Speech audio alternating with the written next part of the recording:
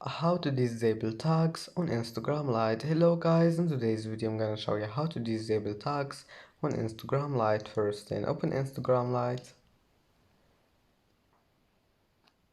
and now click on your profile here and then click these three lines in the top corner, and here you will find settings and then click privacy, and here you will find tags. Just click on it, and now all you need to do is just you need to find this one here, no one, and now just select it and click disable, and that's it. Now just go back, it will be saved.